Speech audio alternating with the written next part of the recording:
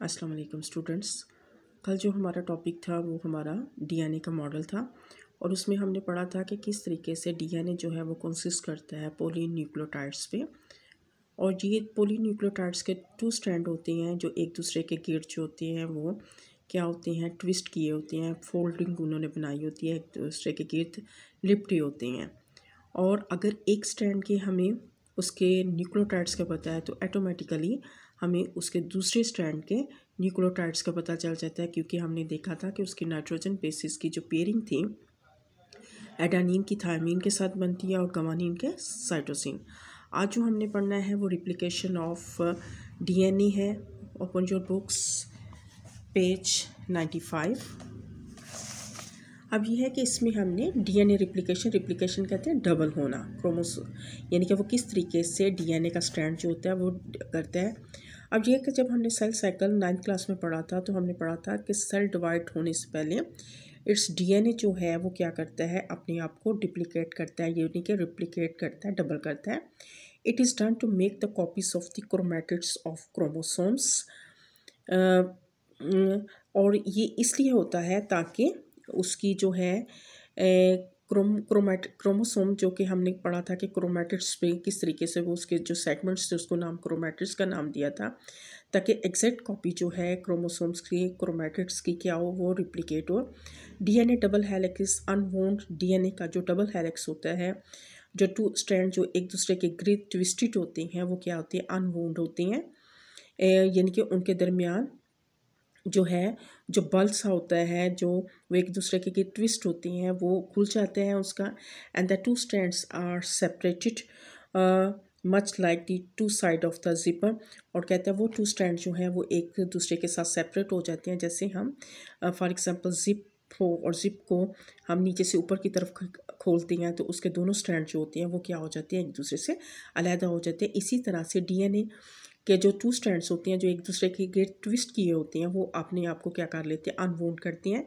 इस strand x template, हर strand जो होता है वो अपने आप को टेम्पलेट के तौर पे, एक सांचे के तौर पे, एक नमूने के तौर पे एक्ट करता है to produce another strand. Its nitrogen bases make pair with the nitrogen bases of new nucleotides.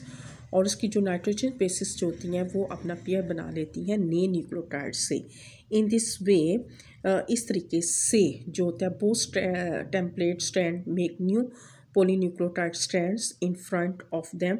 और इस तरीके से वो 2 स्ट्रैंड जो एक दूसरे से सेपरेट होती हैं अपने न्यू पॉलीन्यूक्लियोटाइड स्ट्रैंड जो होते हैं वो बना देते हैं। ई टेम्पलेट जो है वो क्या करता है, एक्ट करता है its new strand together then form a new DNA double helix identical to the origin. और इस तरीके से हर जो टेम्पलेट होता है वो अपना एक न्यू स्ट्रैंड बना लेता है और इस तरीके से एक नया डीएनए जो है डबल हेलिक्स जो होता है वो ओरिजिनल डीएनए जैसा बन जाता है। अब इसमें स्टूडेंट्स क्या होता है कि हमने कहा था कि इसके जो होते हैं वो स्ट्रैंड्स जो होते हैं, जैसे अब ये था कि ये था कि ये स्ट्रैंड जो होते हैं डीएनए का पूरा जो है वो पॉलीन्यूक्लियोटाइड्स पे कंसिस्ट कर रहा होता है। ये काफ़ी लंबा होता है और हमने पढ़ा था कि 4 नाइट्रोजन बेसिस होती हैं, एडानिन, गवानीन, साइटोसिन, थायामीन। इनकी अरेंजमेंट कुछ भी हो सकती है, गवानीन, साइटोसिन ये ऊपर नीचे भी हो सकते हैं, लेकिन ये होती है 4 नाइट्रोजन बेसिस ही होती हैं। अब ये होता है कि ये 2 स्ट्रैंड जो होते हैं वो एक दूसरे के ट्विस्ट किए होते हैं। जब इसने डबल होना होता है तो ये स्ट्रैंड जो है नीचे से ऊपर की तरफ से खुल जाता है। लाइक जैसे हम जिप को खोलें और उसके दोनों स्ट्रैंड जो होते हैं वो अलहदा हो जाते हैं। जब ये स्ट्रैंड ये वाला स्ट्रैंड एक अलहदा इस तरह से हो जाता है और दूसरा स्ट्रैंड इस तरह से अलहदा हो जाता है। अब ये स्ट्रैंड जो होते हैं वो एक्ट करते हैं ऐसे टेम्पलेट के तौर पे और उन्होंने अपने सामने न्यू स्ट्रैंड्स बनाना होता है। अब क्या है कि न्यूक्लियोप्लाज्म के अंदर, न्यूक्लियस के अंदर जो उसके अंदर फ्लूइड होता है वो उसको हम न्यूक्लियोप्लास्ट कहते हैं। उस न्यूक्लियोप्लास्ट के अंदर फ्री ये न्यूक्लियोटाइड्स जो होती हैं ये फ्लोट कर रही होती हैं, ठीक है। ये जैसे उस फॉस्फेट है, शुगर है और उसके साथ एक और एडानिन है। ये nucleotides, adenine nucleotides, thymine nucleotide, guanine nucleotide, cytosine nucleotides जो होती हैं ये फ्रीली फ्लोट कर रही होती हैं। अब ये है कि फिर जब ये अलहदा हो जाती हैं तो ये वाले जो फ्री न्यूक्लियोटाइड जो उसके अंदर फ्लोट कर रहे होते हैं न्यूक्लियोप्लास्ट के अंदर, वो क्या करते हैं अपने अपने न्यूक्लियोटाइड्स के सामने क्या कर लेते हैं, एक नया जो है वो स्ट्रैंड फॉर्म कर लेती हैं। ठीक है, एडेनिन के सामने थायमीन आता है और इसमें जो थायमीन न्यूक्लियोटाइड्स होता है वो उसके सामने आ जाता है, गवानीन के सामने साइटोसिन। और इस तरीके से ये स्ट्रैंड जो था और इसके सामने एक नया स्ट्रैंड जो होता है वो बन जाता है।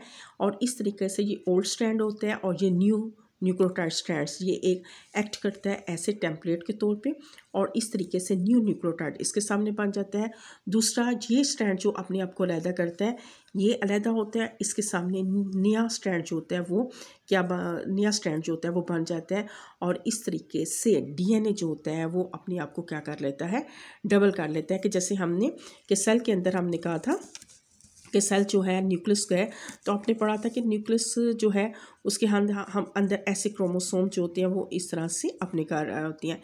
लेकिन जब हमने कहा था कि वो क्रोमोसोम जो होते हैं वो क्या करती हैं, अपने आप को क्या करती हैं, आपने पढ़ा था कि डबल करती हैं। वो किस तरीके से डबल करती हैं कि ये जो ठीक है, ये हमने कहा था कि वो क्रोमोसोम जो होते हैं बिकम डबल। अब डबल जो होते हैं वो इस तरीके से होते हैं, यानी कि उसका डीएनए जो होता है वो अपने आप को डबल करता है। यानी कि पहले वो क्या होते हैं कि वो एक दूसरे के साथ जो होते हैं वो वाइल्ड होते हैं, ट्विस्टेड, एक दूसरे के ट्विस्टेड होते हैं।